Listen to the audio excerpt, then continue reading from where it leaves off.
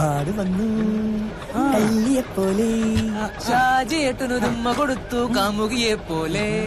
കാമുകിയൊക്കെ കൊള്ളാം. ആ കാമുകി അങ്ങനെ എന്റെ വണ്ടി വൃത്തിയായി കഴിഞ്ഞാൽ എല്ലാം എന്റെ മേടിക്കുവേ. ഷാജിയേട്ട് അടുത്ത കവലയിൽ നിർത്തണം. മദ്യവും കത്തിയും പിന്നെ മട്ടൻ മസാലയും വാങ്ങണം. എനിക്ക് 2 കദളിപ്പഴം മേടിച്ചിട്ട്. അയ്യേ പിങ്ങി കാട്ടിട്ട് അപ്പഴാ പറഞ്ഞാൽ അവൻ എന്റെ വണ്ടി വൃത്തിയാക്കുന്നു. അവന്റെ അമ്മായി അപ്പന്റെ ഒരു പിങ്കി എടുത്ത് ദൂരെ കളയുന്ന ആടാവുമ്പോ കാട്ടിടൂലേ. അന്ന് കഴിക്കാൻ പോലെ അതിനിത്ര അലർന്നെന്തിനാ? അല്ലേലും ഈ പാട്ട വണ്ടി ഇച്ചിരി മൂത്രം വീഴുന്നത് എന്നാ അല്ലേ? പാട്ട വണ്ടി നിന്റെ അപ്പന്റെ മാറി എന്നാ നോക്കി പഠിപ്പിക്കുന്നത്.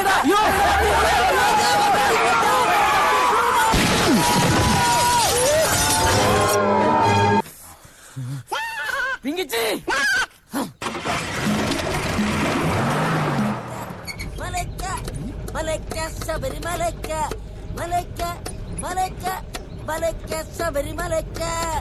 ഷാജിയേട്ടാ, ബാംഗ്ലൂർ സിറ്റിക്കാരെ നേരെ ബൈപ്പാസ് പിടിച്ചിട്ട് ഹൈദരാബാദ് റോഡ് പിടിച്ചോട്ടാ. ബോംബെ പോരാ എളുപ്പം. ഞാൻ പോട്ടാ. ഷാജിയേട്ടാ, ഇത് പണിയാവോ?